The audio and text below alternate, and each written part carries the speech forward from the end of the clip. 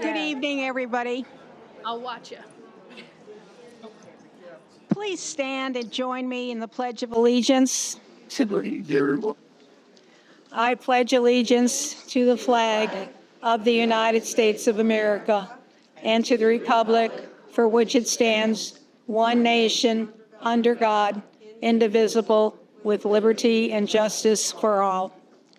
Please remain standing and join me in a moment of silence for the victims of Hurricane Helene and also for the victims of the airplane crash at First Flight Airport.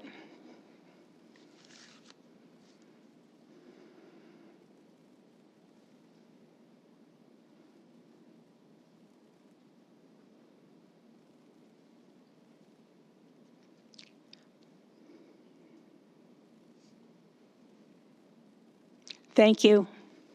Yes.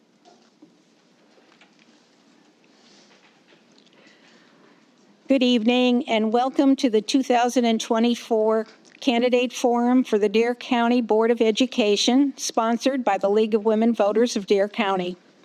I am Fran Kapanos, co-coordinator with Laura Singletary for this forum. I'd like to thank you all, as well as the candidates, for participating in this event this evening. I want to let you know that the Board of Commissioners has also made available the Fessenden Annex in Buxton for voters on Hatteras Island to listen to this forum and submit questions. And once we get connected, a warm welcome to those who are watching from Buxton. We are videotaping this event this evening, and it will be available on our League of Women Voters YouTube page as well as on Current TV in about 3 or 4 days.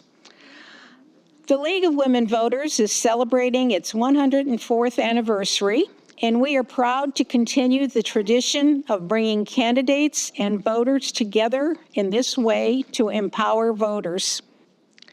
I will now introduce the moderator for this event, Courtney Gallup.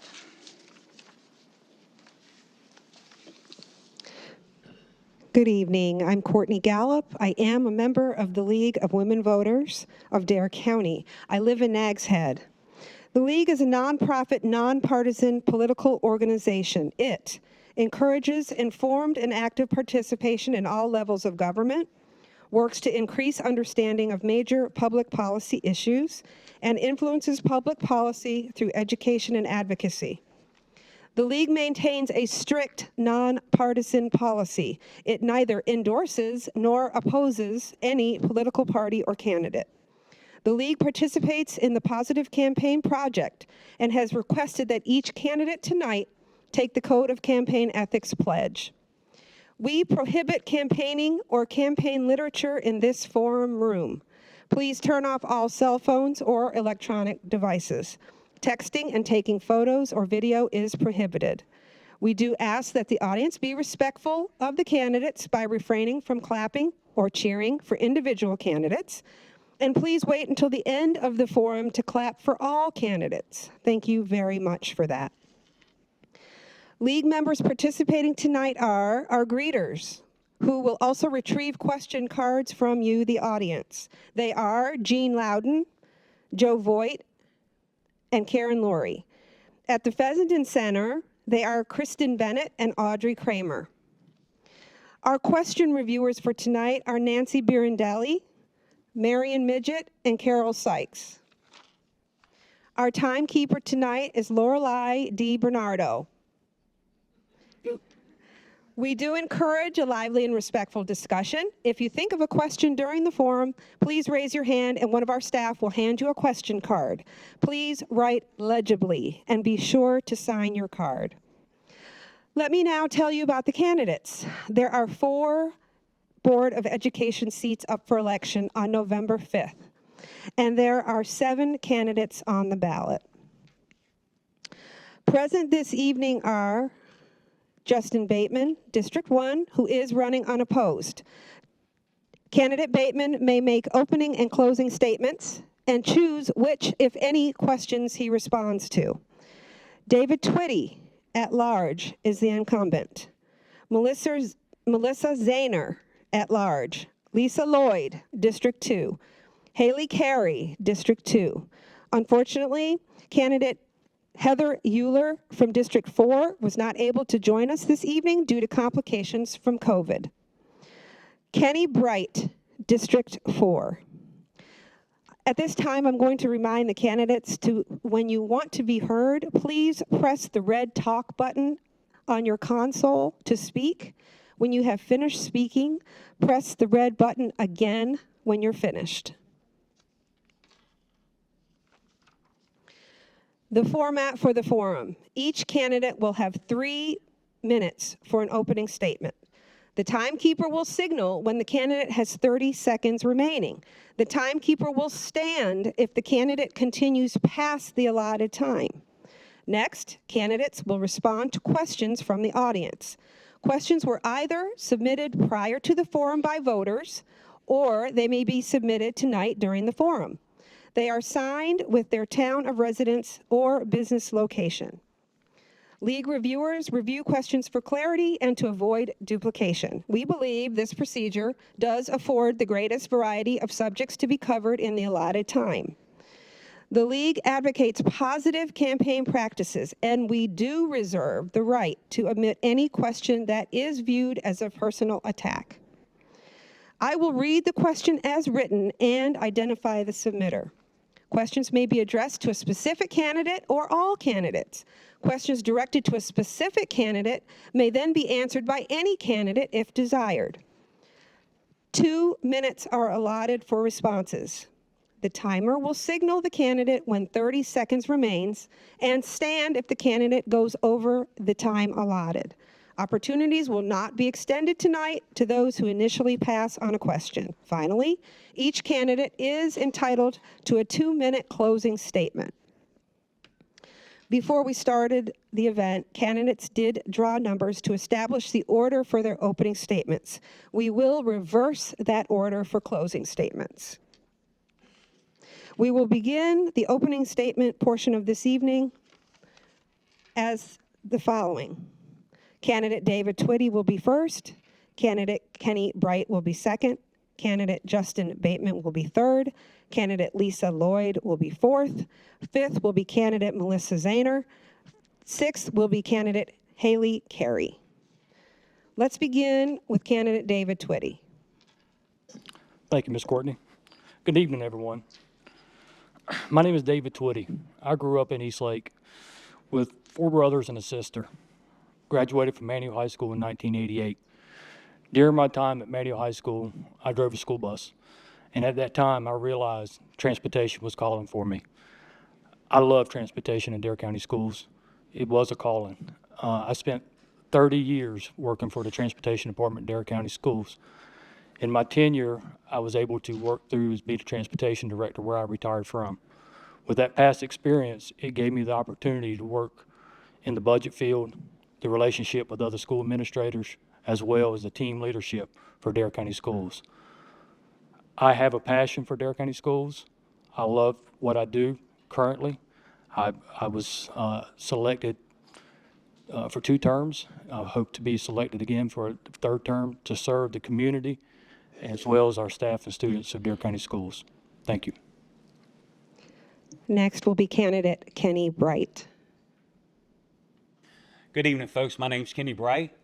Before I get started here, I'd like to reiterate the compassion we have for our neighbors out in the western part of the state. And please understand that we've sent power line crews, we've sent EMS strike teams, we've sent law enforcement, we've sent firefighters. So we have our local heroes out there doing some of the heavy lifting. And I just wanted to make sure that they got acknowledged tonight. So my name is Kenny Bright. I'm a 31-year resident of Avon. I'm married to a beautiful woman named Carrie. Hey, baby. Where's the camera? Hey, babe. And I have a 15-year-old son, Miles, who's in the 10th grade at Cape Hatteras. I have a long history of public service for Dare County. In my 31 years, I've spent 21 years volunteering with the Avon Volunteer Fire Department. I have 16 years with the Hatteras Island Rescue Squad. I put 20 years in with Dare County EMS, which I retired last September. Thank you, Dare County.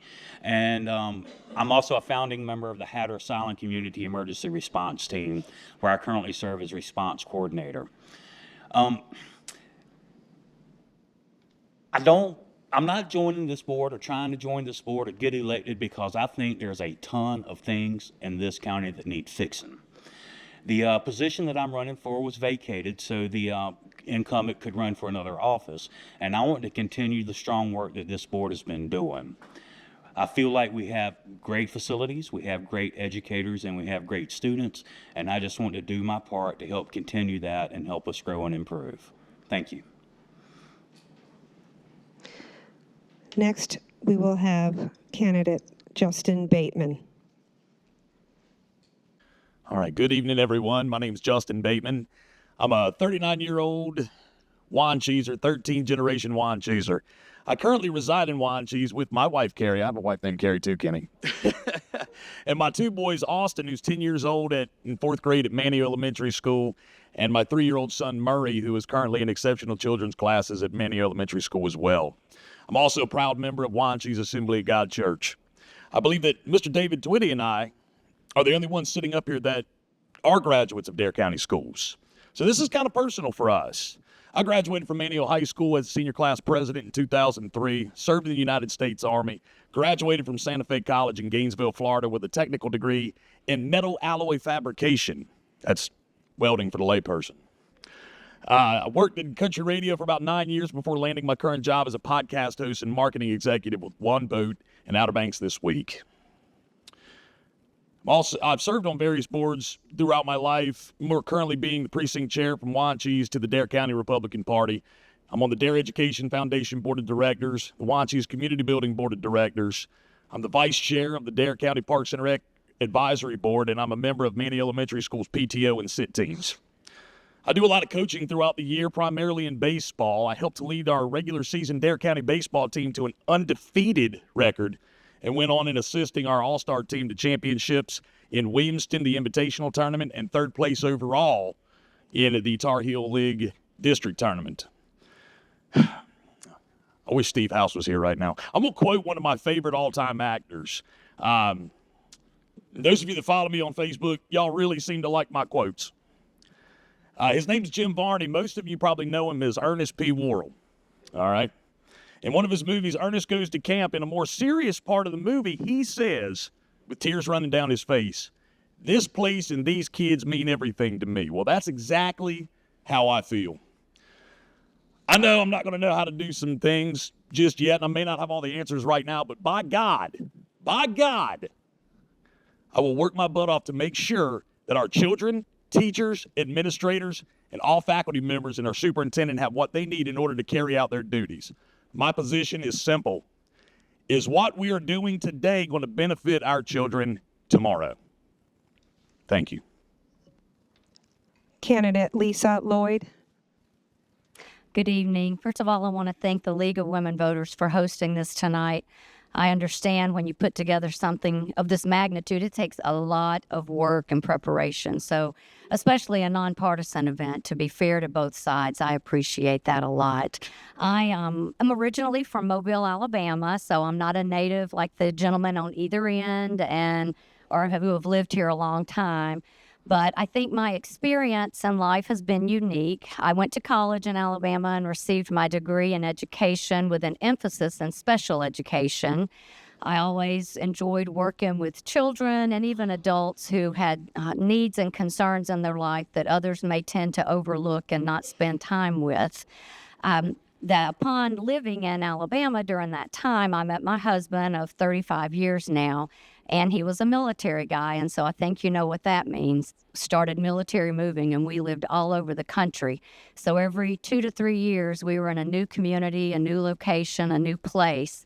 But during those times, I would either teach, I volunteered, I always wanted to be involved in the community because I wanted to be aware of what was going on with the students and the families around me and my children. I believe that the students are our future here in Dare County. not just today, but the future. They're going to be the ones sitting up here one day doing this forum. They're going to be the ones that we're looking to vote for in the future. And so, like Justin said, I'm doing this for the students. I want to run for our children and the future that they have. And so I just thank you, each and every one, for being here tonight. It's nice to see a lot of friendly faces out there and smiling faces. That really helps when you smile for people up here that are nervous. So thank you so much for this, and we hope that you have submitted some good questions for us to talk about. Candidate Melissa Zahner. Okay. Hi. Sorry. Good evening, everyone, and thank you to the Dare County League of Women Voters for this opportunity. I want to take this time to introduce myself for those of you that don't know me. My name is Melissa Zahner. I was born and raised in Farmville, Virginia. My father was a small business owner and a carpenter. My mother was an elementary school teacher, allowing me to see firsthand the challenges that teachers face. My parents instilled in me a love of learning and the value of hard work. They also instilled in me a love of this place when they brought me to the Outer Banks for the first time when I was 6 months old. I graduated from Randolph-Macon Women's College with a degree in communication and spent years working in minor league baseball, moving from an unpaid intern to the stadium operations director. I then went into restaurant management, where I managed large budgets and teams of staff. Both of these careers taught me the importance of teamwork, leadership, and making responsible financial decisions, skills that I believe are critical when serving on the Board of Education. After starting our family, my husband's career brought us to the Outer Banks, where our children now attend Dare County schools. I've had the honor of serving as a board member for Outer Banks Mommy and Me, as well as being involved on the board at St. Andrew's Preschool in Nags Head. I am currently a member of the Dare County Schools Pre-K Advisory Committee and the Dare County Dare Education Foundation Outreach Committee. When my daughter started kindergarten, my mother told me that I should pay attention to school board meetings. And well, I do what my mom tells me to do. So this led to discussions with friends and other parents across the community, and the realization that many of us did not and still do not feel represented by the school board. There's a lack of communication, and it became clear that we needed a stronger connection between our families and our schools. Serving on the school board is a huge responsibility that takes dedication, passion, and a real commitment to supporting our schools. It's my belief that education isn't just a privilege, it's a right. It opens doors and gives our kids the chance to succeed. As a parent and the daughter of a teacher, I've seen both the strengths and the struggles of public schools up close. I believe that we need to be investing heavily in elementary and early childhood education. Whatever path a student chooses, they are more likely to succeed if they have access to quality early childhood education. I look to support our teachers by advocating for a living wage, housing stipends, protecting their autonomy, and including them in decision-making. Focusing on the mental well-being and safety of teachers and students is also critical, as teacher working conditions are student learning conditions. And finally, improving the communication between the board, schools, and families would strengthen the connection and make our schools even better than they are now. I thank you all for being here. Candidate Haley Carey. Hi, I'm Haley Carey, and I'm running to represent District 2, which includes Nags Head, Collington, and Kill Devil Hills on your Dare County Board of Education. I'm a proud teacher, a parent of 2 future Dare County school students, and have lived and worked here in the Outer Banks, both teaching and alongside many of you and your high school age students in the service industry for the last 8 years. Having been an educator in various modes and locations for the last decade since I graduated college, I know firsthand that Dare County has some of the most special, innovative, hardworking, and talented kids and teachers out there. At the same time, I can see the growing contention between groups in our community. Parents and teachers and school leadership who are supposed to be working together toward the best interest of all students and staff. So, with the perspective of a teacher and the motivation of a parent, I'm running for school board to make school better for my kids and yours, to ensure representation and consideration of the academic, social, and emotional needs of all Dare County schools, students, and staff by restoring transparency, accountability, and a cooperative spirit to the Board of Education. Thanks to my own educational background and unique work experiences, I am well prepared to do this job. I was a collegiate athlete at Appalachian State University while earning my Bachelor's of Science, and I have a master's degree in policy from UNC Wilmington. I worked with at-risk youth as a wilderness therapy guide, while simultaneously teaching them the Utah State science standards in the field. I got to work with K through 12 students and teachers from across the state and right here in Dare County through my first Outer Banks job at the Coastal Studies Institute in Wanchese, and taught high school for 3 years right here in Dare County before making the choice to stay home with my kids. So I may not be a local, but I do know Dare County and our teachers and families and students like no one who hasn't worked with them directly ever could. If elected, I will prioritize research-based and forward-looking policies that nurture and educate the whole child, creative and proactive strategies for recruiting and retaining excellent teachers and staff, and increasing availability of pre-K and early childhood educational resources for all the families who want or need it. I thank you all for being here and the League of Women Voters for organizing this forum. Now we will have questions from the voting public and the audience. Question number 1.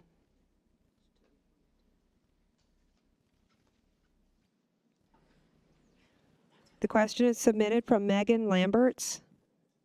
Please highlight your experience or background that will solidify your position as a Board of Education member. The question is for all candidates, starting with candidate Zahner.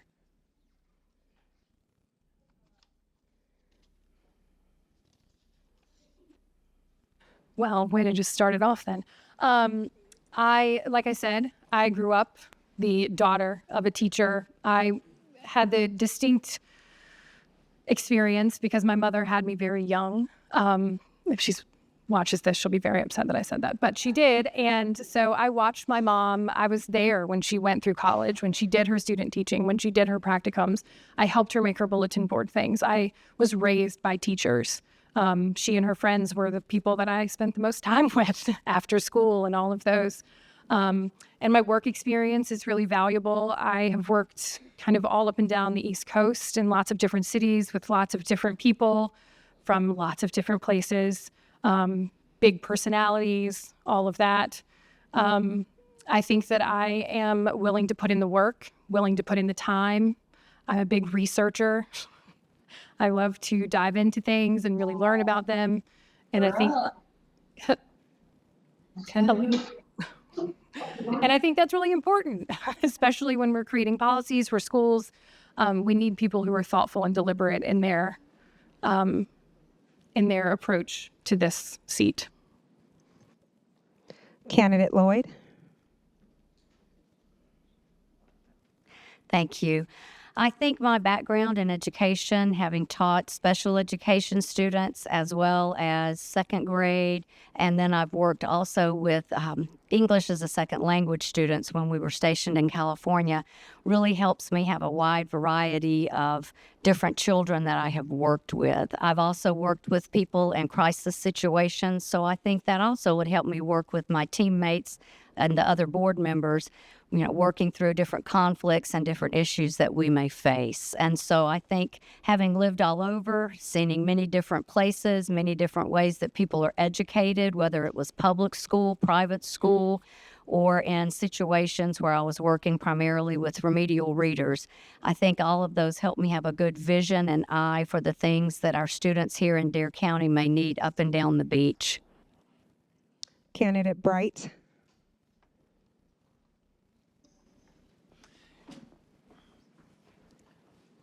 I don't have the education background that some of these other candidates have, but I do have a strong history of public safety and awareness. I have the ability to spot issues before they become issues.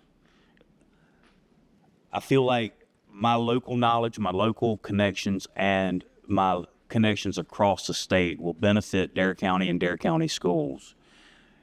I feel like these relationships that we have with the Board of Commissioners all the way up to the governor's office are important and they should be maintained. And I already have some of that in place. So I do feel like I may have an advantage over my opponent in that category. So I feel like the relationships, the working with Raleigh, working with the legislators to free up money to help get our teachers paid better is where I'm going to shine for Dare County Board of Education. Candidate Carey.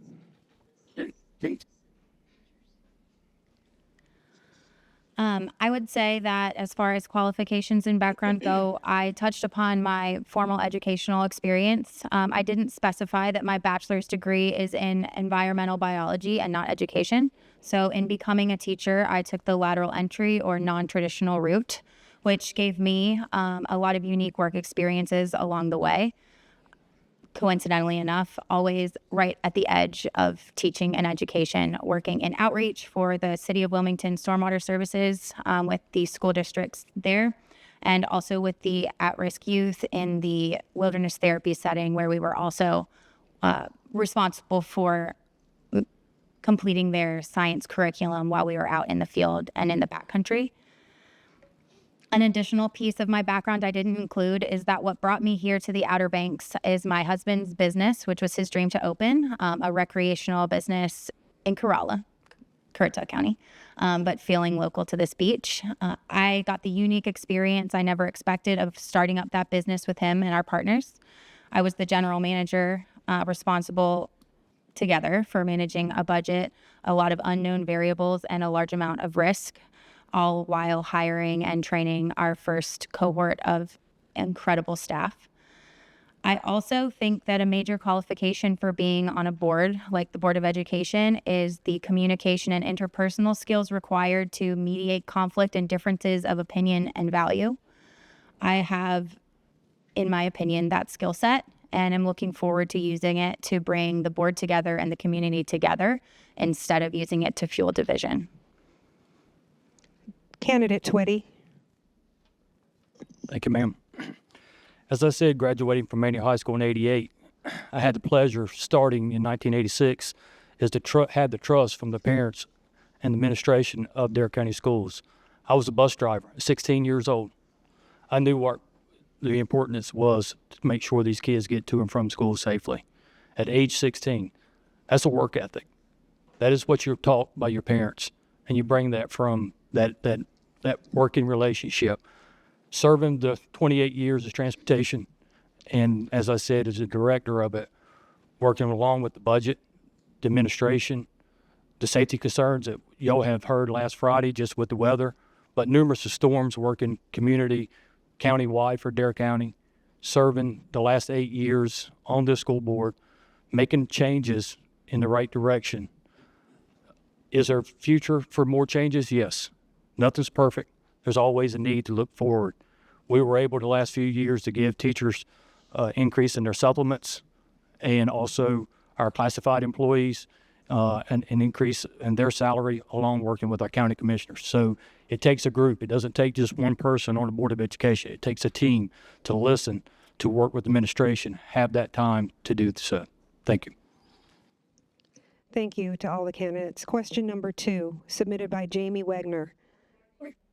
Oh, yes, Candidate Bateman. Yeah, I know that I was told that I didn't have to answer if I didn't want to, but I'm going to do my best to answer every question.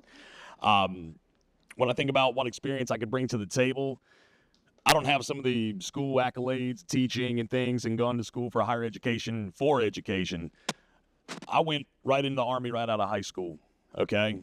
I was what was called a 19 Delta Cav Scout, okay? That was somebody that goes out in front of the front to hear about the front line. I went out in front of the front line to scout out to see what the terrain and everything the enemy was up to. I had to think a lot of times under fire, okay? That was part of my job description. Moving on into a professional world, I've joined a lot of organizations where I have been put in situations to make decisions and work cohesively as a unit with other people. Maybe people that I don't agree with their opinions or whatnot, but we had to find a common ground. Okay, I'm willing to find that common ground on whatever solution or whatever situation is brought up. Okay? I guess I'd say discipline, hardworking. Those are some of the different things I would bring to the table. I think I got to give my dad a lot of credit. He was one of the hardest working people I know. He was the first school psychologist hired by Dare County Schools back in 1976 by Steve Bass Knight Sr. Or it's not senior, he was junior. Steve Bass Knight right now is the third. So anyway, y'all get what I'm saying. I'm a go-getter. That's what I bring to the table. Thank you.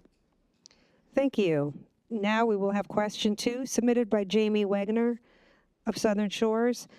The question is, what do you believe are the top 3 challenges currently facing the Dare County School District that the Board of Education should actively monitor and address? How would you prioritize these challenges, and what specific actions would you advocate for to tackle them? First will be David Twitty. Thank you, ma'am. Recruiting our staff would be a top priority. Retention of our current staff. And we know there is mental health issues throughout this district. We were able to, this past year, to have a team set aside for the recruiting and retention that spent many, many hours of coming up with things that we could present to the board and to the commissioners to see where the next step we were able to go. With that team presenting that information, we did present that to the commissioners this past year during our budget process, and was very fortunate of having the funding for the supplements that I said earlier for our teachers and classified. The retention is there. The recruiting, of course, would be the housing situation. We got Mr. Payne as one of our board members that represents our Board of Education on that task force. There was a presentation on our last Monday night meeting from Mr. Farron and Ms. Creef of giving us an update on that housing task force, where you can see where Dare County Schools is going to be very, very heavily involved in the steps that will come to the future of Dare County for housing. Mental health, that is an ongoing working relationship along with our school administrators, with our school nurses and our social workers as well. So that's the 3 things that I see in the future. Candidate Carey.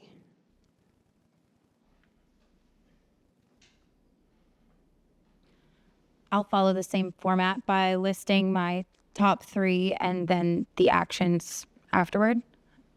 I agree that staff retention and recruitment is a big problem facing our school district and also school districts nationally. I think a big part of that is it has been partially addressed, or at least taken a great step forward by the achievement of the increased Dare County supplement, which went into effect this July. And I also think that we can do a lot better in keeping that ball rolling in the right direction. As a person who was a new staff member especially, I found it really difficult to balance the workload and the teaching load. And I think that is something we could be creative in how we address for new teachers. I didn't follow the format that I said I would. Second, I think that student mental and physical health is a often overlooked challenge, and it adds to the deficit or the gap of achievement between students at different backgrounds and home lives. So school nutrition, nutritious food, and available ample food are 2 ways to try to address that as a foundational requirement before a student can even get into the classroom. They need to be fed, and they need to be fed something that is satiating and nutritious. I feel the same with physical health. I think especially in the younger grades, children need to be able to move and have access to free play throughout their day. And this is all addressed by the whole student educational framework by addressing more than just their academic needs. The last is pre-K, the 4-year-old for pre-K program. There are families and parents who need it that aren't able to have access. And I think having more access and more spots available would help students in our county too. Next, we will have candidate Lloyd. I agree with the teacher retention and the teacher pay. Those are really pressing issues that we all are fully aware of, and that our commissioners are working really, really hard to give those supplemental increases every year, and we do appreciate that. Mr. Woodard's always made sure that has been a top priority with our commissioners. in order to have, good teachers and retention down here, because this is a beautiful area, but it's an affluent area. And so that's something that they take into consideration. As was mentioned before, Mr. Payne is on the Housing Task Force. They're working together as a group as well to make sure that housing is available for our teachers. And I think it goes even beyond teachers, maybe our first responders who can't find affordable housing as well. It can work for them as well. So it's a multifaceted program. And one other thing, it may sound pretty basic, but I think a focus that I would like to see, and I'm not 100% sure because I'm not on the board yet, but is a foundational, fundamental education for all of our students. All of our students have a right to that, and that might be very simple, but reading, writing, and arithmetic. Let's keep it to what education is for in our schools. Our kids are young, their brains are still molding and forming, and any of the new ideas or concepts can be very hard and confusing, and then that transfers into the teacher's role as well. And so going back to the basics or making sure that's something that we keep our focus on is the most important to me, and I would like to be able to work on policy with that with the other board members. Thank you. Candidate Bright. Well, thank you. I was told I wasn't going to be getting questions, but I'm glad to have the opportunity. I'm going to stick to it. I think getting increasing teacher pay and incentive is what we need to do to attract the highest quality teachers. Who would not want to live in Dare County? We just got to make it so they can. If we can get the supplements and the pay up and maybe subsidize housing eventually, we could attract the best of the best. I really feel like we could have 50 applications for one position if we made it a little easier to live here. And I'm not talking about paying for everything. I'm talking about a little easier. I really feel like they want to be here. And I feel like that's where my focus would be working the legislation, trying to free up money and get that money rolling to our teachers instead of sitting in an account somewhere. Second thing is going to be the housing for the teachers. I think we need to look at that, get more teacher housing going with the Dare Education Foundation. I think that's the right way we need to go. So I'm going to stick with two things. That's what I've got.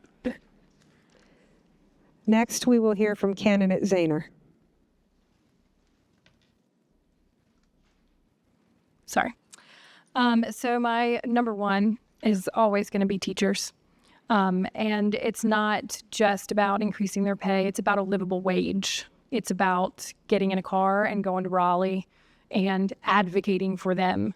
I want to make sure that we're not just counting on local funds for our teachers, that we really are fighting for them at a state level, because it's really important that that happens. That is where the majority of their money comes from.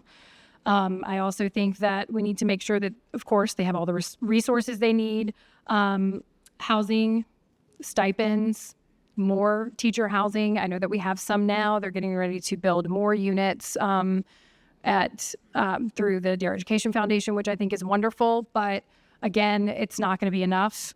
And we want our teachers to be able to live where they work.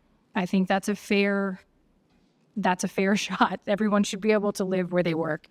And then also just the respect for our teachers. I think over time, that job has become a less respected position. And it's really a shame because they have our kids for 8 hours a day. A lot of parents spend more time or less time with their kids than their teachers do. It's a very important role, and it needs to be treated as such. The second thing is early childhood education. It reduces disparities in communities. Again, giving a foundation for kids who later on in life, kids who attend pre-K programs, they do better. And the more that we can offer that, the more it takes the childcare piece off of parents' plates and makes our community healthier and better. And then I'll just say a cohesive relationship between the boards and families and teachers. I think that's important. It's something we need to work on. It's one of the things I hear about the most. Candidate Bateman. Thank you. I believe our top three challenges right now, and a lot of these, my mic working? Sometimes I wonder if it's cutting in and out. A lot of these go hand in hand. So when you're helping the teachers, you're indirectly helping the students as well. So a lot of my stuff is kind of based around teachers as well. So like teacher retention is a big one for me. I'm a firm believer in the saying, a bird in the hand is worth two in the bush. I understand we've got to keep those that are retiring. You know, if we have teachers that are retiring, we have to replace them with, a lot of times, new teachers. So when it comes to retention, though, as far as those that are already in place, have been in place, they're great teachers, keeping them here to me is very important. It's very, very important. Teacher housing is the next big one. I know that the commissioners have been working hard to make sure that they've given $1 million to the Dare Education Foundation to start the process of building more units. They're going to begin building more units. When? We don't know just yet. They're still navigating through some different things, but that is something that is coming down the pipe. Is it going to be 100 brand new units? No, not right out the gate. But they're eventually going to continue adding on, and they've created a great model the Dare Education Foundation has for teacher housing. Okay, for teacher housing. I'm a big advocate for teachers' mental health. Okay, if you think about it, and there's teachers in this room, you go to work every day and you have to deal with 20 some odd different students from different backgrounds with different issues and situations. I believe that the teachers need an outlet to be able to, and there needs to be a line item in the budget somewhere for teachers to be able to have an outlet with a professional mental health service of some sort. So that's something that I'm a big proponent of, is making sure that our teachers are well taken care of in that regard. Thank you. Thank you all. The next question is directed to all the candidates. It's submitted by Laura Allendorf. And the question is, what is your position on the Opportunity Scholarship Program?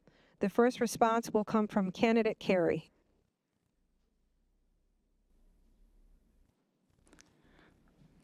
Thank you.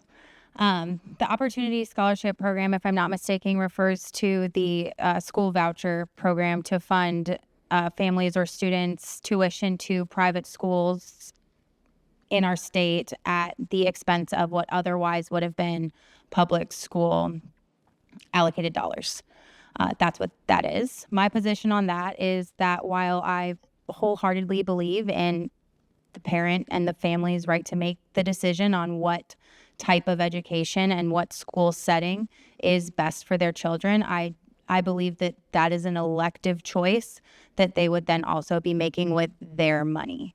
I do not believe that the Opportunity Scholarship should be funded with public money. I think that money is intended for the public school districts and the students in those school districts that need it. I will also note, for anyone who isn't familiar, the majority of the families who receive or apply for Opportunity Scholarships already have chosen and are already sending their students to the private schools that the scholarship helps them to fund. And it is unlikely, in my opinion, my well-researched opinion, that the scholarships are touching the students that it may have been initially conceived that they may have, those being the lowest income or the most disadvantaged student populations. The next response will come from candidate Twitty. Thank you, ma'am. I have to agree with her. It is a parent's choice of where they like to go to school.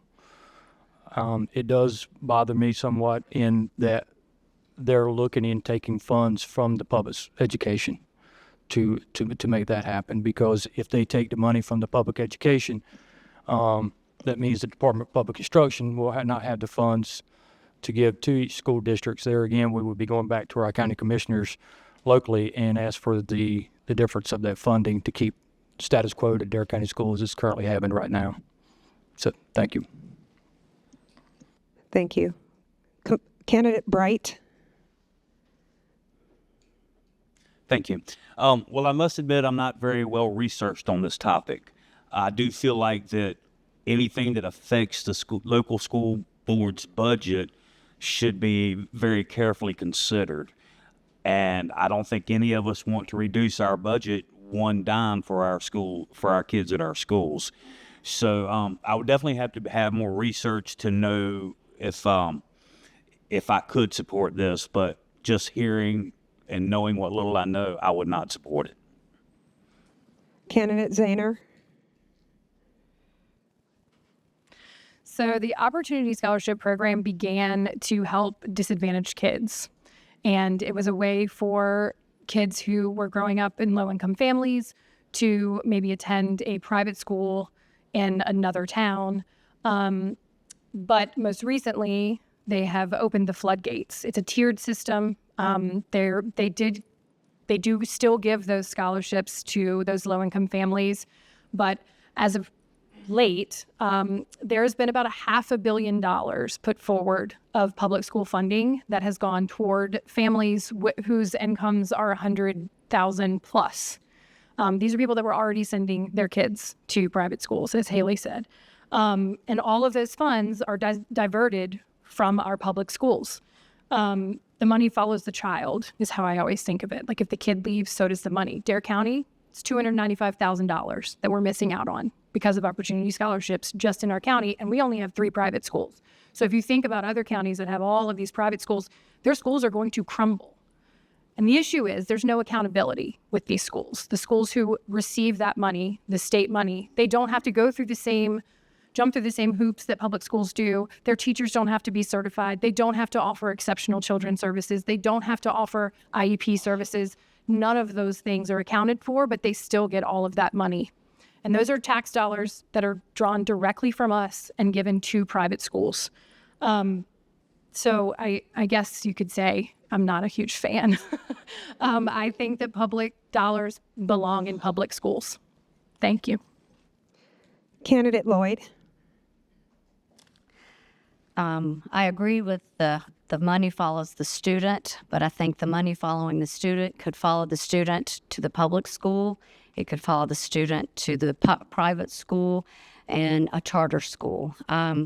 Having taught in public school and private school, I see the advantages of both.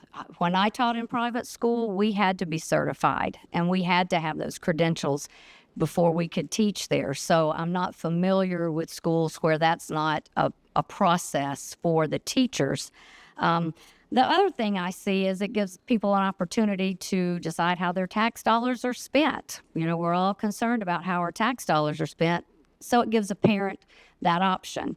I do agree with the other concerns about people who already have the means and the income to pay for private school.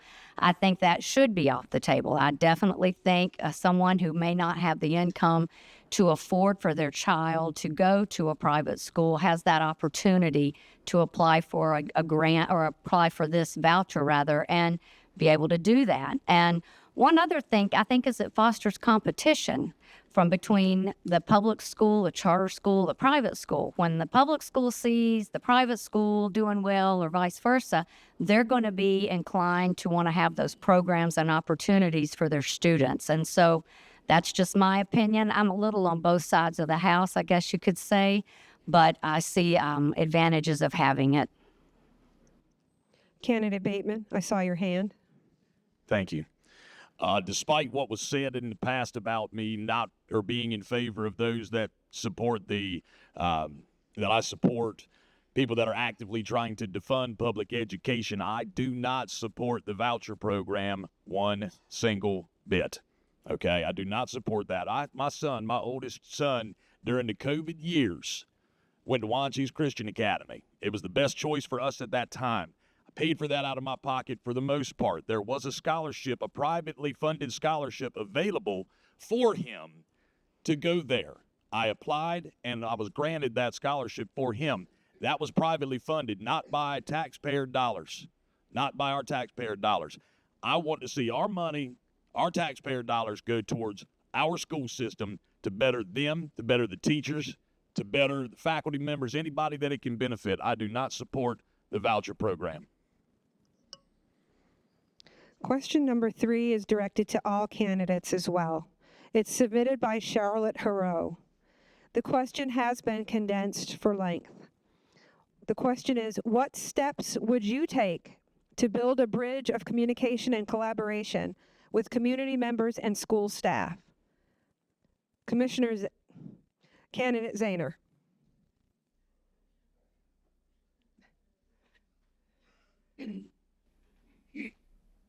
Sorry. Okay, I'm going to get this working, guys. So I think I've been researching this a lot, and I've been looking at what other boards do, because it really has been puzzling to me, what's different about Dare County. And some of the things that I have really enjoyed are, well, not enjoyed, but that I find could work here. First of all, I will say that our meeting times, 5 o'clock on a Monday in Manio, you have 15 minutes to sign up for public comment. That does not work for most people. That is a hard gig. I try to be here every single meeting, and it is hard for anyone with a family, a job, to get here at 5 or get here between 4:30 and 4:45 if you actually want to speak. I look to other boards and I see just language is different. They invite their teachers to come to their meetings. They want input from teachers and staff, and they want them to come in public comment, and they want them to be involved in the process. I don't see that in our language. One school board, which I think is a great idea, one school board in Virginia, they have one Saturday a month where they fill a gym with tables and coffee, and the entire board goes, and they welcome anyone to come and sit and have a conversation, talk about things. We have to open those doors. I think there's a lot to be said when people will say, oh, just call me. Oh, just email me. Why aren't you emailing? Why aren't you calling? Well, I think look inward. Maybe that's why people don't call you. Maybe that's why people don't email you. I think there's a lot to be said for open communication and direct communication and taking into account the community, the teachers, the students, all of their input, and then making decisions. Thank you. The next response will be from candidate Carey.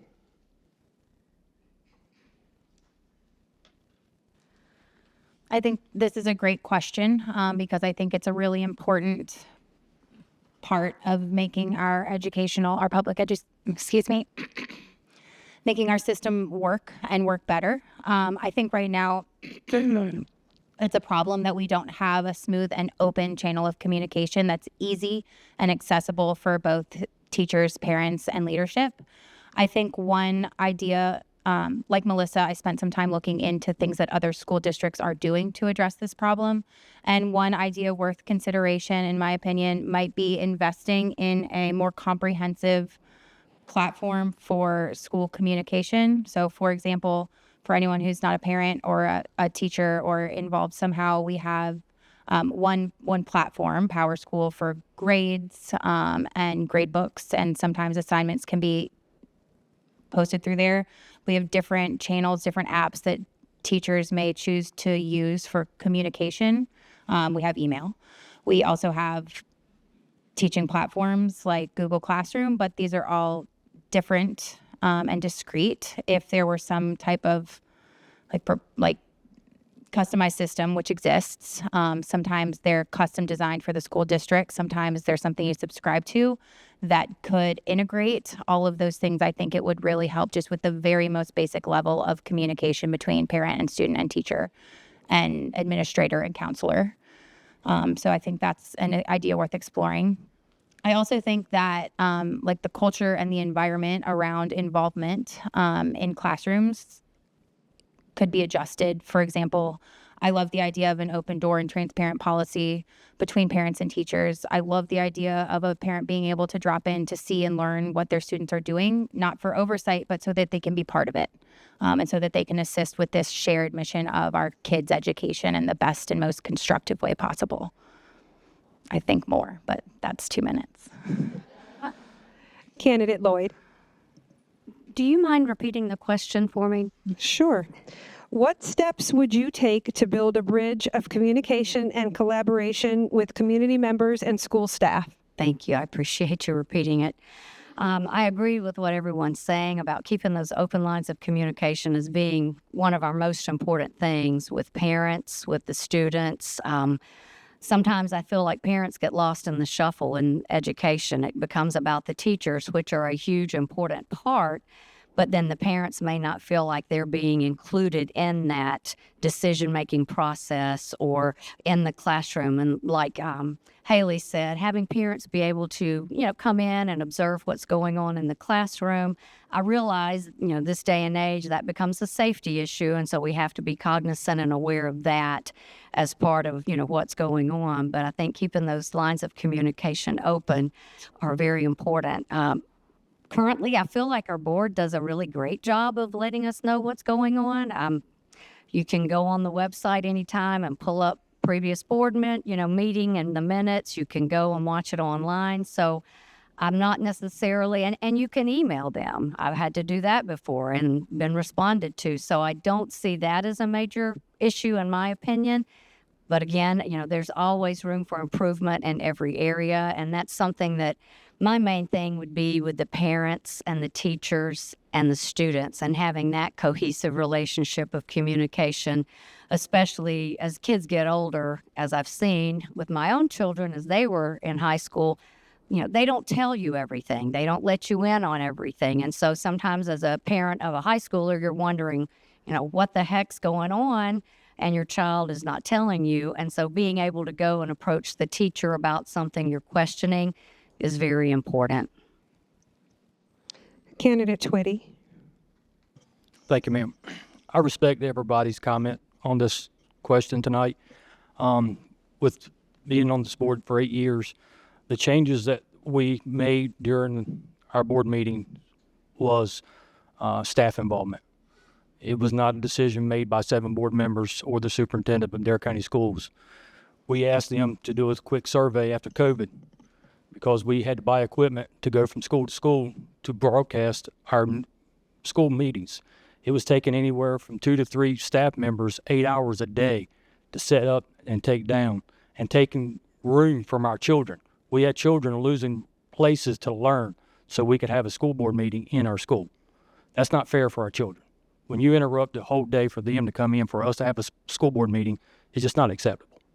So working with our school administration, they thought that it would be best that we have a sit team for every school. Every school has internet. Everyone has the opportunity to broadcast what is going best for their school each and every day.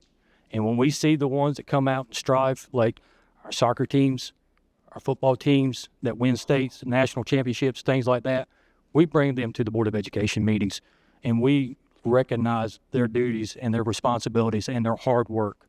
So it was not something that was done just by 7 board members. We did involve our total staff to make this decision where we had this meeting each month. So thank you.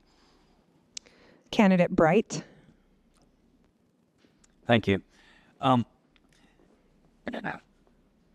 think the way to engage in the communication is to be accessible. Over the years, I've been with Dare County Schools, with my son in school. Anytime I've called a board member, they've answered the phone. So I feel like there is an accessibility. And one thing I have found out is when the mamas get together, the truth comes out. And my wife is part of the mamas down there. There's groups, there's 8, 10, 12. And when they start to get together, they will let their opinions be known. So I don't think there's any way to stop the communication from the mamas, because they're going to let you know. I've reached out to teachers since I've decided to run for the Board of Education, and they've all been very responsive. They've all said that they appreciate being contacted and asked their opinions, and I listen to their opinions, and I'm hearing satisfaction with the Hatteras Island school teachers. I haven't talked to the teachers up the road here as much, but everybody seems satisfied. Not saying there's no problems, and not saying there's not things that need to be considered and worked on, but I think the satisfaction is pretty high among our teachers. And like I said, when the mamas get together, if there's a problem, we're going to know about it. There's no way not to know about it because they have that kind of juice. So I feel like just accessibility of the board members to the parents and to the teachers is what we need. And I feel like we have that. Not saying it couldn't be improved, but if I'm elected, my phone rings, I will answer it, I promise. Candidate Bateman raised his hand. Thank you. First, let me say, Charlotte, great question. Great question. I've known Charlotte for a long time. I think I kind of touched on this the last board meeting that they had for the Board of Education, and that's just being available. That's just being seen. One thing that I'm going to do as Board of Education member is I'll be at the schools at least once a month.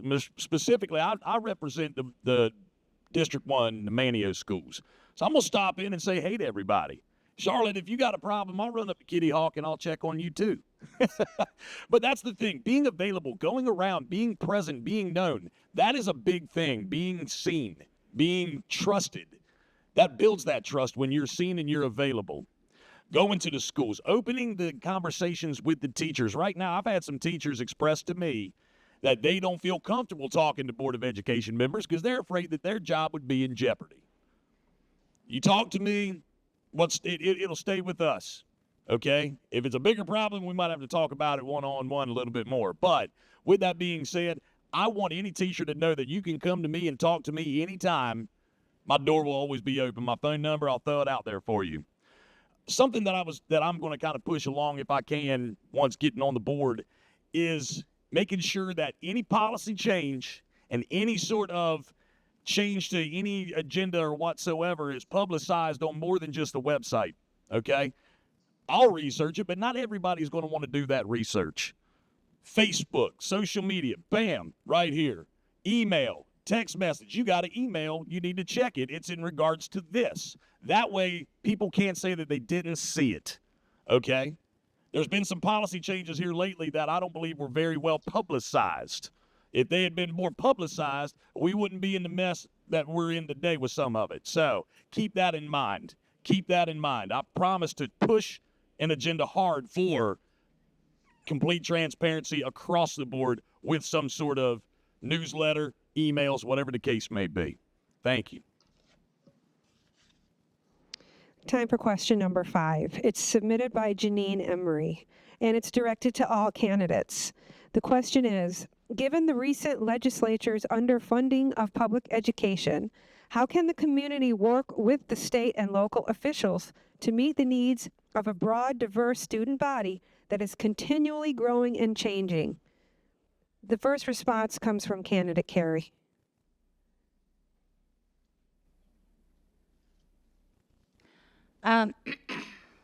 Just to summarize the question as I understand it, I believe this asker is asking how we can overcome budget restraints and still try and address the needs of all students with very much different needs.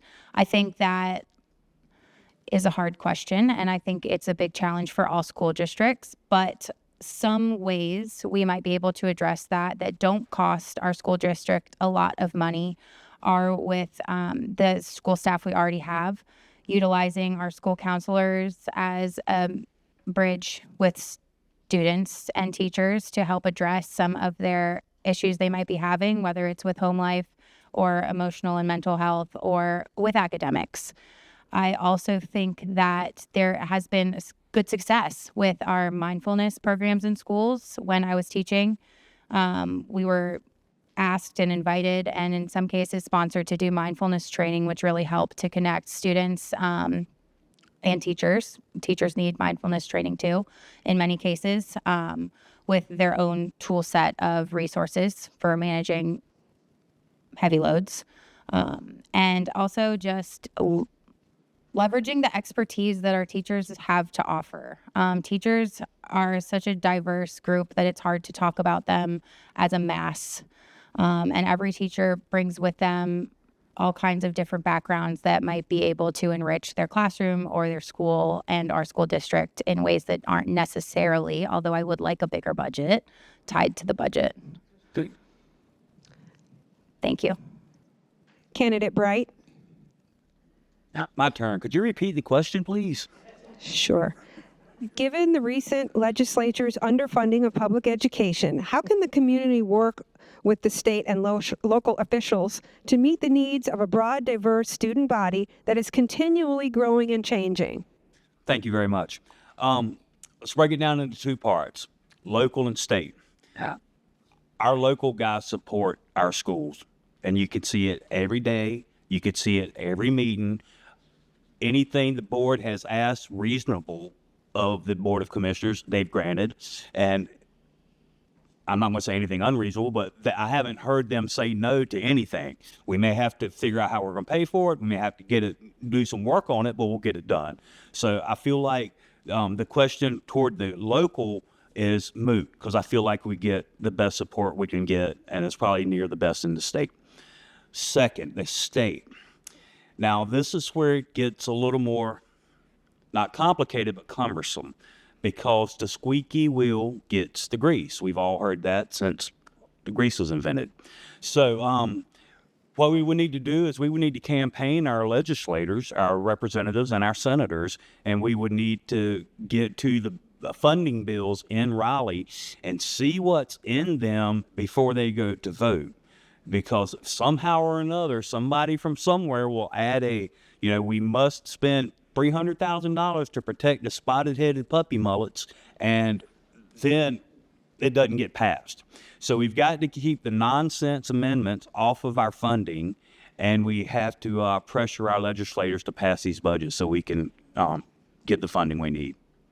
Thank you. Candidate Zahner?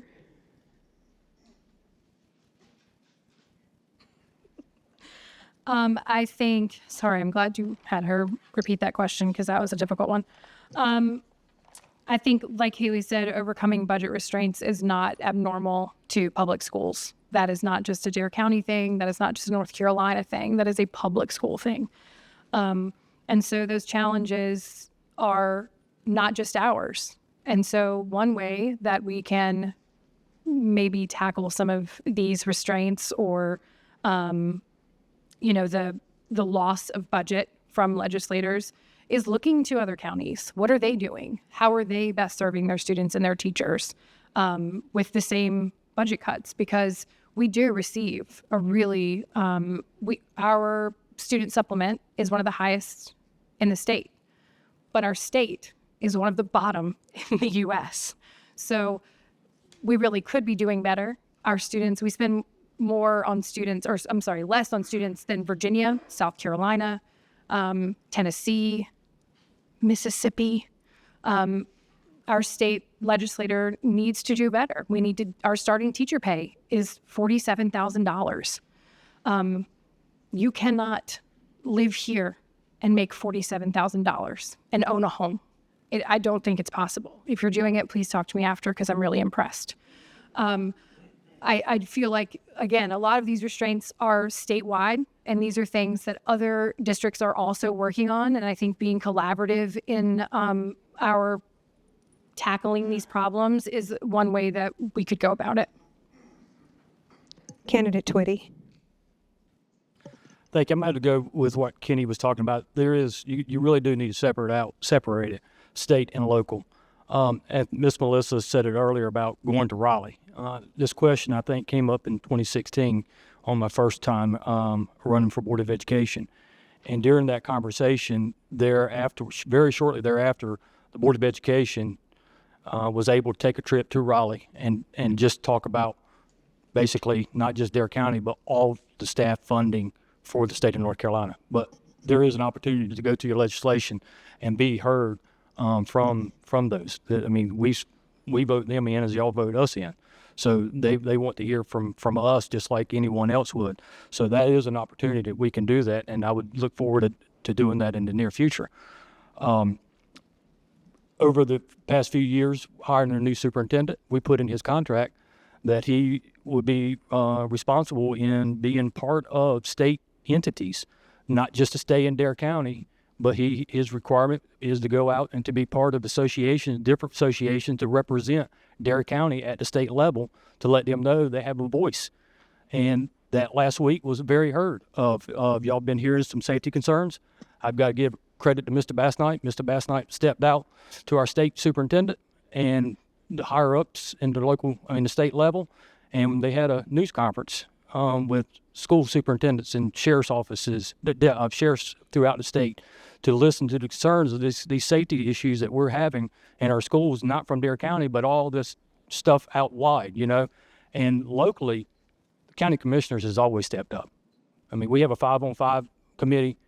We work with that on the 5-on-5, but, anytime we present our budget, For the last 8 years, I have yet to see anything that's not been funded by our commissioners, and certainly a lot more on top of after the fact when we come with our budget. So I really do believe and say thank you to the commissioners for doing so. Candidate Lloyd. Well, I think everyone's pretty much addressed this question very well, but I do agree in the state and then the local level. And again, I'm going to point out how blessed we are as a community that our commissioners do hear the needs and concerns of our community and of our teachers and of our students. And they come to the table ready to work with us, and so, or with the Board of Education and with the community to make sure those needs are met among the children and the teachers.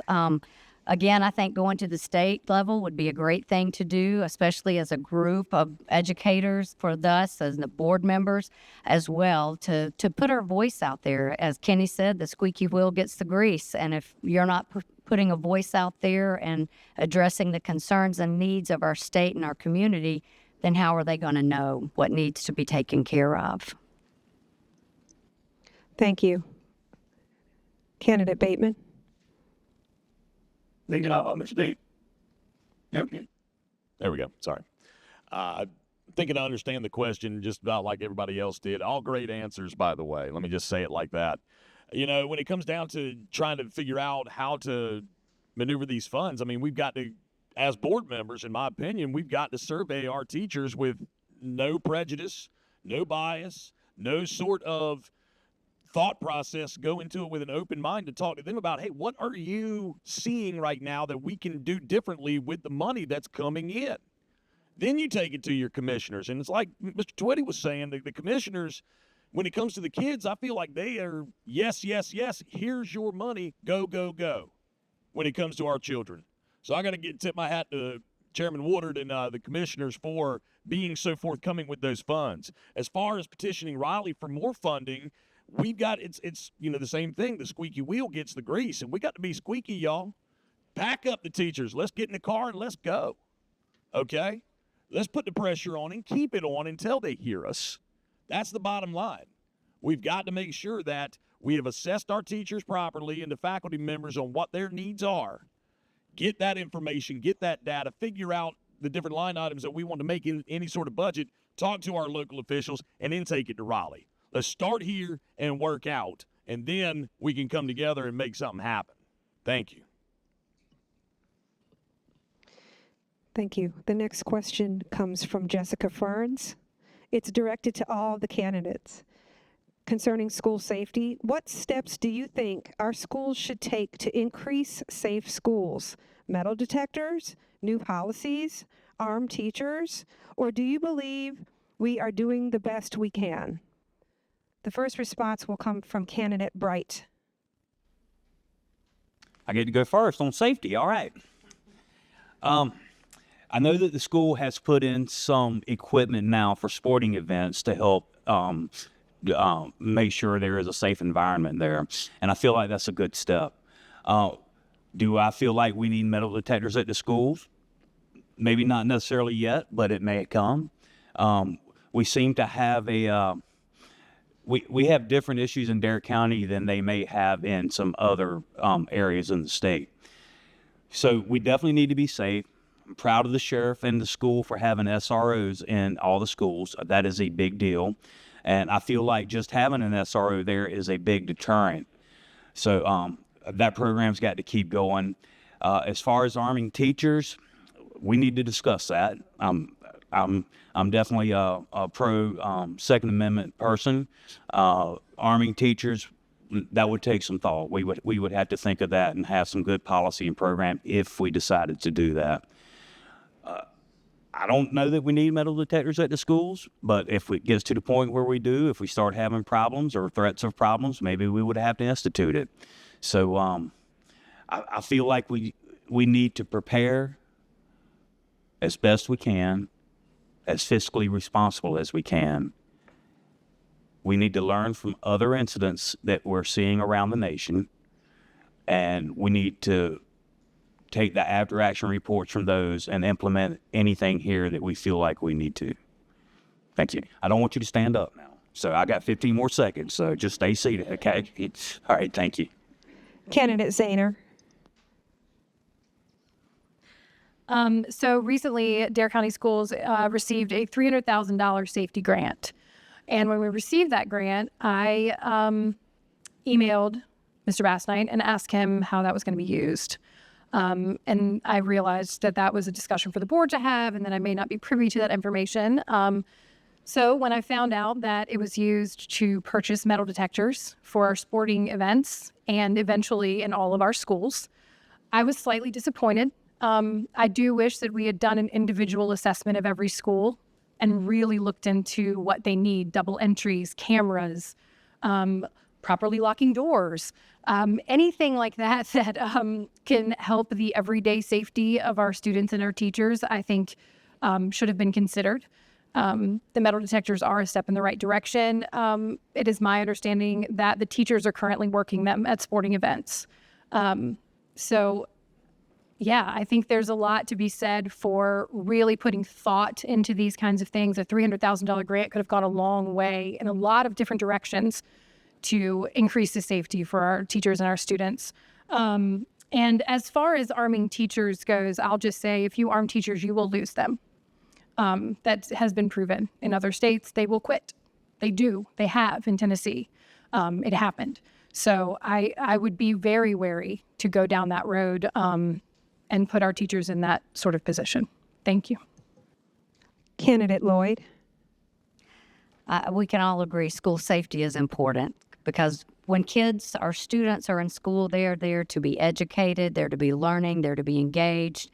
And so that's what our focus needs to be on. And the teachers do not need to be worried about, is my building safe or whatever. And again, I think it's been said, that hasn't seemed to be a real issue here in Dare County as of yet.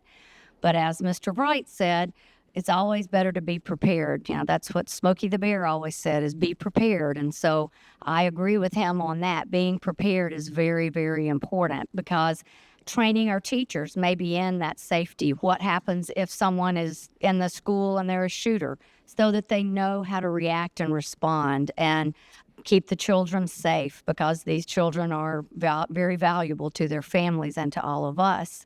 Arming the teachers, no comment on that, because again, I agree, like Mr.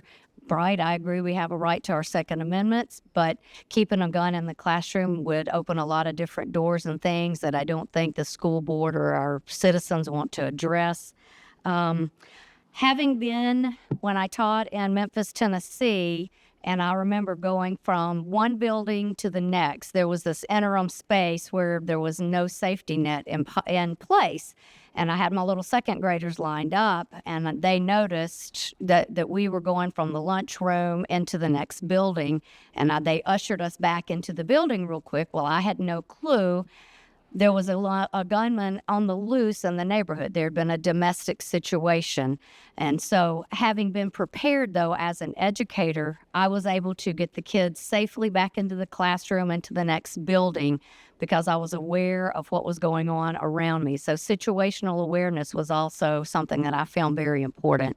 So, but I think the schools putting in the metal detectors was a very positive way to use some of that grant money. Candidate Twitty. Thank you, ma'am. Lately, I can't get into a lot of details on this concern, okay? But I assure you that the Board of Education has a plan. Every August, we implement and we approve our safe school plans for every school building that we have in Dare County. The $300,000 that in the grant funds was not strictly just bought for the metal detectors. I can't tell you where the other money went, because it is a safety security, but there were some funds put other places throughout the facilities along with the metal detectors. And we are currently doing the process of using it in our sporting events. I've been to First Light High School, First Light Middle School, and Manual High School during those events, and I personally haven't seen any fans being upset for that to take place. They have said it's a sad day when you got to come to Dare County to have this, but we certainly see the media and our neighboring counties having to do the same thing. So they felt comfortable and very safe for this to take place throughout Dare County schools. And guns, I'm like with Kenny and Lisa. We just need to not just think about our teachers. It would be a staff process. You know, it would be our principals, our assistant principals, our custodians. So it would be something that we really would have to set as a board to talk with and get the information from our state legislation, our Board of Education, our school employees, our administrators to see, it's like a survey, how do they feel? Like Melissa says, we don't want to start losing our staff over this, and we don't want to put pressure. They've got enough pressure each and every day. The last thing we need is to keep adding more pressure, but it's something, if it comes down, it would come from the state level. It wouldn't come from local. So that's where that would come from. So thank you. Candidate Carey.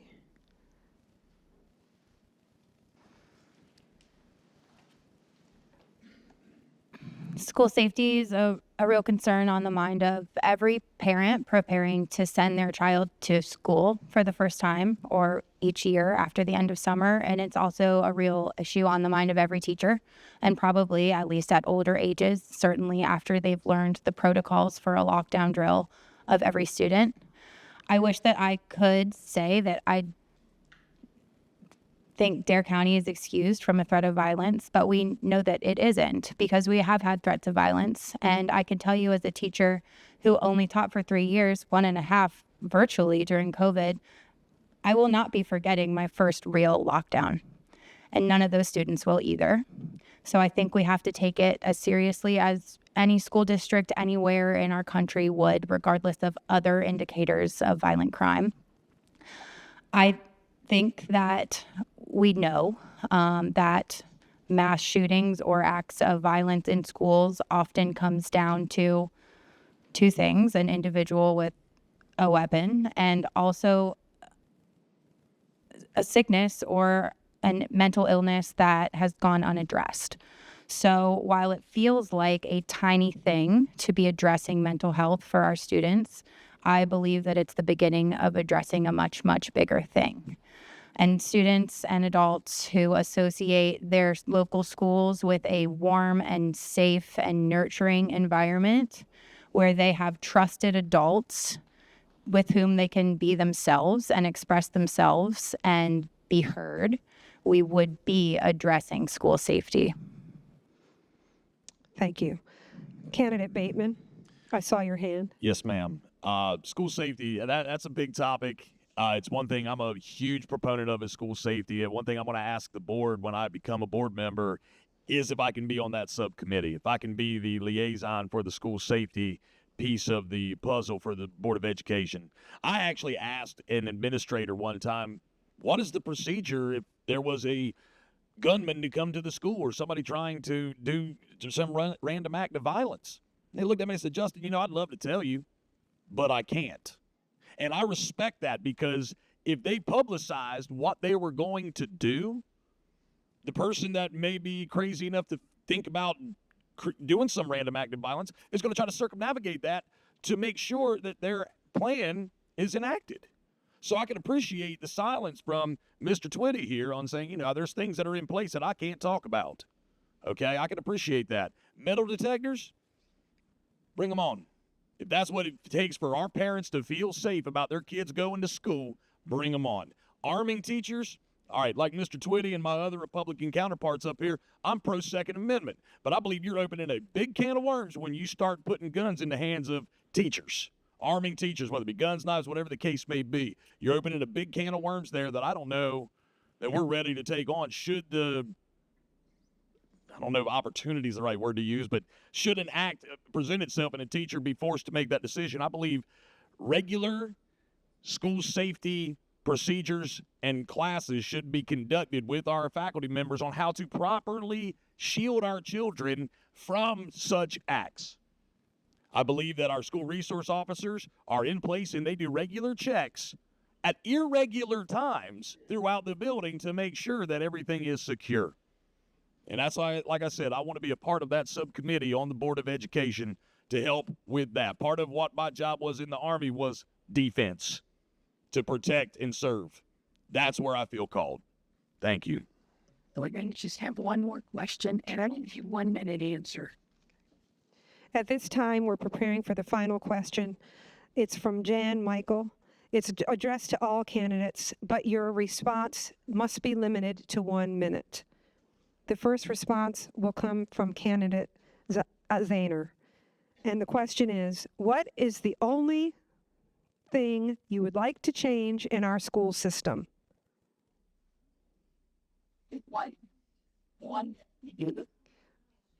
Excuse me, let me rephrase. Okay. What is one thing you would like to change in our school system? Thank you.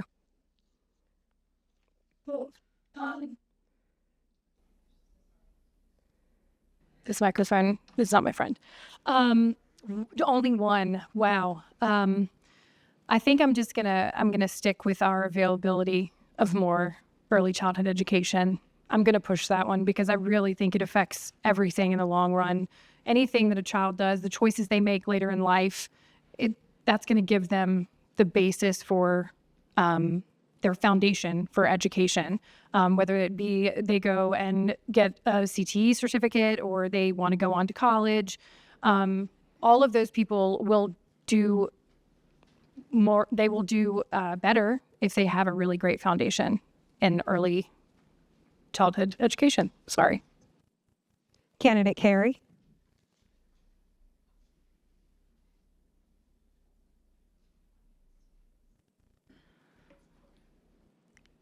I have to echo the same point. It is something that's well researched and documented that the experience that a student has in their earliest years of education set them up for their performance indicators the rest of the way through, not just through school till graduation, but their success metrics in career and beyond. So to make that truly one thing, I would say whatever programs we can implement to close the achievement gap and the opportunity gap between our youngest students, all of our students, but emphasis on our youngest students would be what got my number one slot. Candidate Lloyd. It's hard to say because I see so many positive and wonderful things in Dare County schools. One thing I would say, just like our other candidates have said, is keep the focus on educating starting at an early age and continuing that, not just giving up on it when they get to middle school, but continuing that foundational education for all of our children according to their skill set and ability levels. I think that's very important that we also adjust that to the needs of the students. Candidate Bright. I guess a bridge at the north end of Buxton does not qualify as an answer for this question. So I won't put that out there. I think the one thing we really need to focus on is increasing our teachers' pay and our teachers' ability to live comfortably here and educate our children. And I'm going to stick to it. The quality educator is going to have the quality educated children. And I feel like that's a big focus. It's been a focus of mine. I feel like we need to work Raleigh. We need to loosen up this money, and we need to get our teachers a wage where they can comfortably live here. Like I said, we just need to make it a little easier. We don't have to make it easy peasy. We just need to make it a little easier. And I think that's where my focus would be with one thing. Thank you. Candidate Twitty. Thank you. Over the past year, our school rating accountability went from number 11 to number 18. Not at the fault of our administration. It's actually the state is finally catching up to the level of EVOS throughout the state of North Carolina for Dare County schools. As I'd like to see that Dare County schools be back in the top 10 of top performing schools in the state, and certainly would like to be number 1. Candidate Bateman, I saw your hand. All right. 1 minute now. Thank you. All great answers we've heard so far, but I believe that at the end of it all, open lines and clear communication and comfort with communication from our teachers, from our parents, with the Board of Education is very important. It's then when we can get together to solve any problems that go on with our children. I've said it before and I'm going to say it again. If you have a problem and you want to reach out to me, I encourage it. I don't care if you're in Hatteras, Kitty Hawk, First Flight. It doesn't matter. I want there to be a comfort with the parents and the teachers to feel like they can reach out without any sort of repercussions that they would suffer of any sort. So please, I think that's when the work can get done and we can really start getting things ready to keep these kids on the right, straight and narrow, and to increase the morale of our teachers and our students alike. Thank you all. Now it is time to hear the candidates' closing remarks. We will go in reverse order from the opening remarks. First is candidate Carey.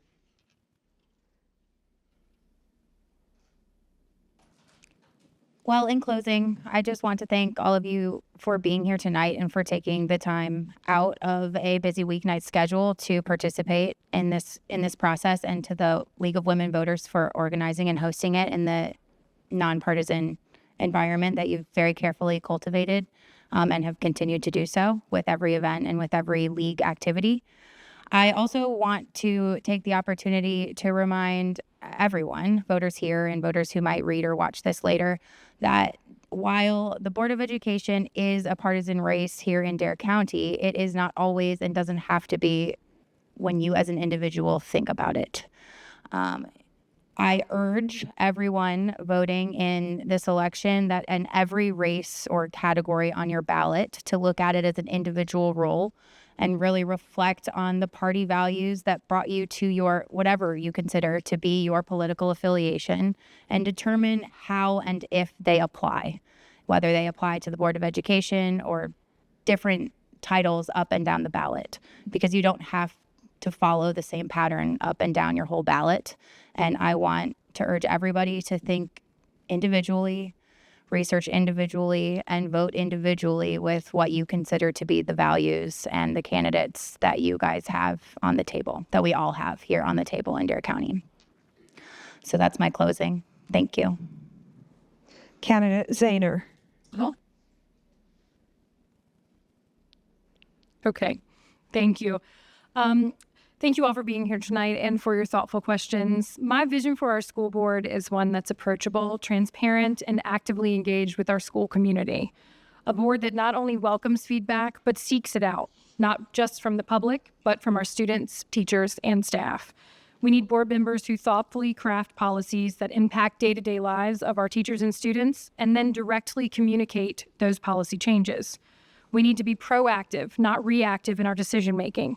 Working closely with our superintendent, we should strive to support learning that benefits the whole child.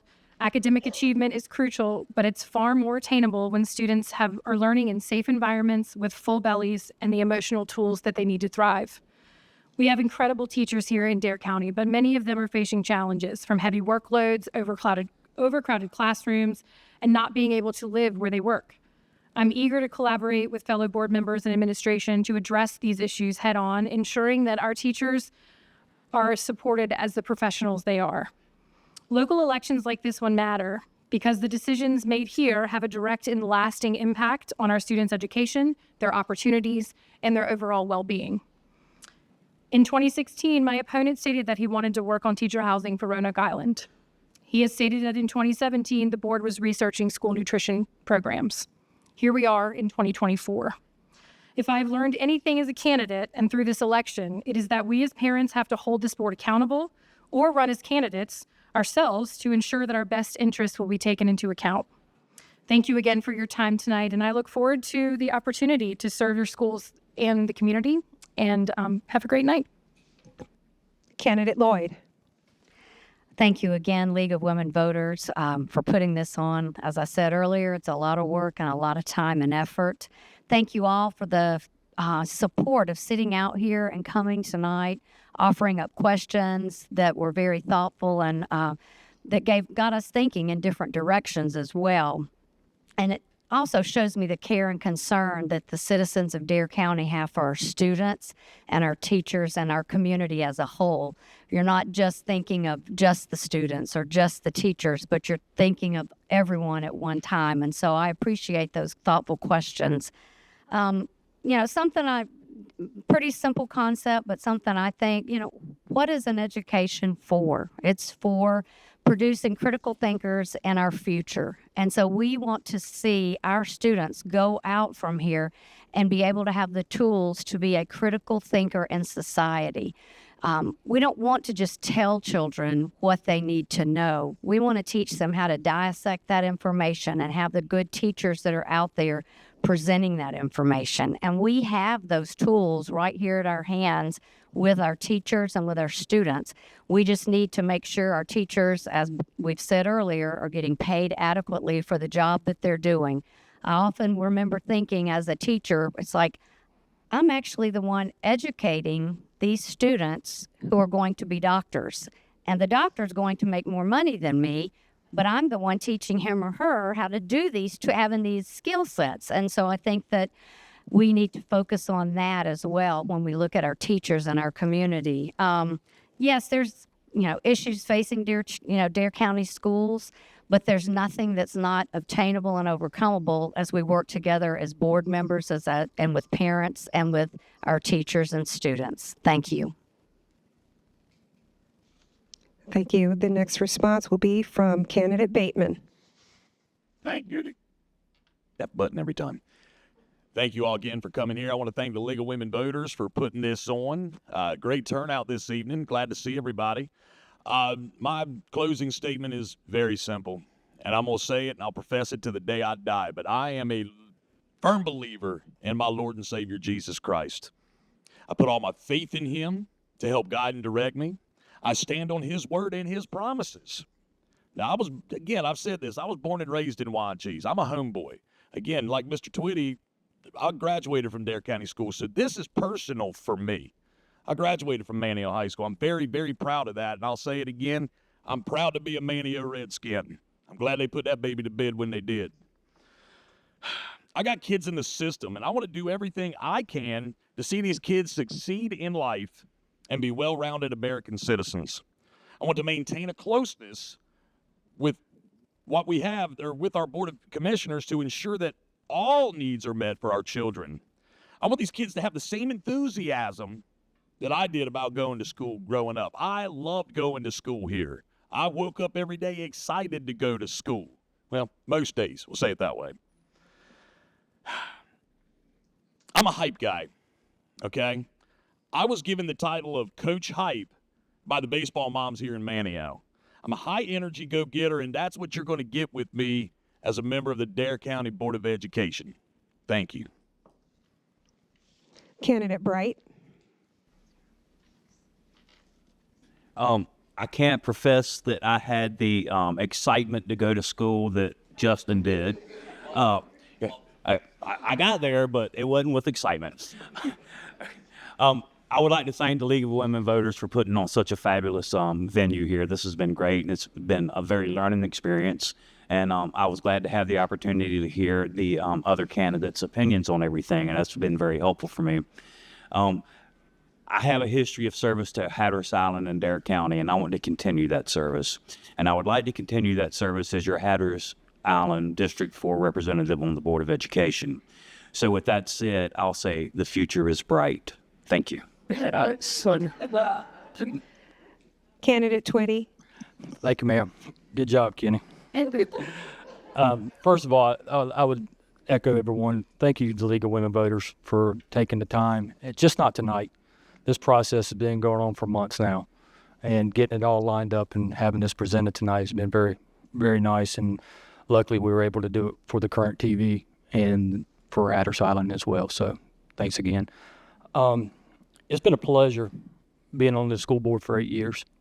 It's an honor, to be honest with you. It's something I don't take lightly. I wake up every morning, I go to bed, I think about Dare County Schools. I want to do what's best for our students and our staff. And if those who have never worked in a government entity take the opportunity and listen to those who do, and things are not done very quickly. Things take time. One person does not make it happen. It takes the full board. And the Board of Education doesn't make all the policies that comes down from the state, doesn't take all the money. We're not a board that taxes. There's procedures that the Board of Education has to follow.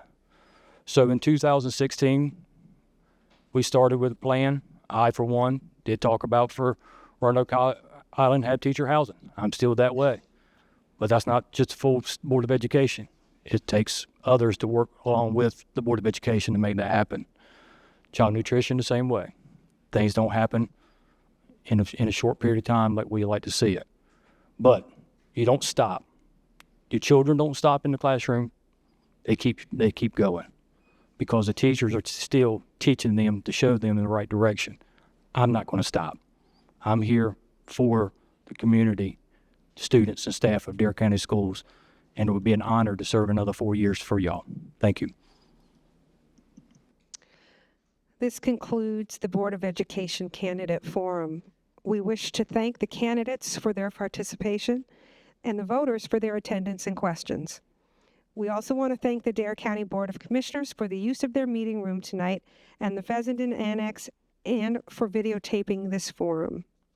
We will post the video on our website at lwvdarenc.org and on our YouTube page. The Dare County Current TV channel will broadcast the forum as well. Check their website for dates and times. I will now turn the meeting back over to Fran Capanos, the forum coordinator.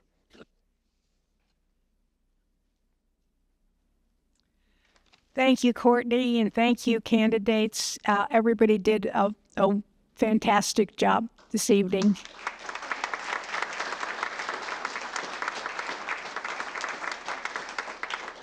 I'd also like to just let everybody know that we've asked all the candidates to participate in the League's online voter guide called vote411.org.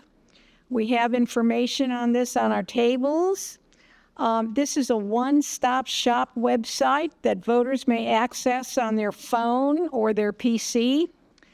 And all you have to do is key in your address and you can view everything that's on your ballot.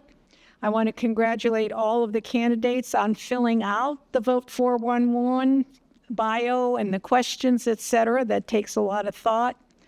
And we know we have a sample ballot, and we've got a lot of things to vote for, a lot of offices to vote for. So we have information on Vote 411 for all of the candidates that are running for office, and whoever, most of them have filled this out. So we've got state offices, the national, the state, the local, and judges. So be sure to just look everything over and do a great job in November. Our future forum, on Thursday, October 3rd, we will be doing the same kind of a candidate forum for the Board of Commissioners. So please let your friends know and turn out again on Thursday. Same place, same time, and the same format. We also have information on voter rules and voter guides, and you can pick that up at the table as well. We all know that we now have to have a voter ID when we vote, so all the information on that is here. Early voting is going to be starting October the 17th, and from 8 till 7:30 every evening, and on one Saturday, the Saturday before election, the polls early voting will also be there. The sites are in Kill Devil Hills, also here in Manteo at the Administration Building, and also at the Fessenden Center in Buxton. If you want to do absentee voting, that's in the process now. You have to request the absentee ballot first, and that will be mailed to you, and you can mail it back or drop it off at the Board of Elections office. We encourage you to join us as we strive to defend democracy. LWV membership applications are on the information table if you'd like some. And thank you very much for coming. Have a great evening. Thank you.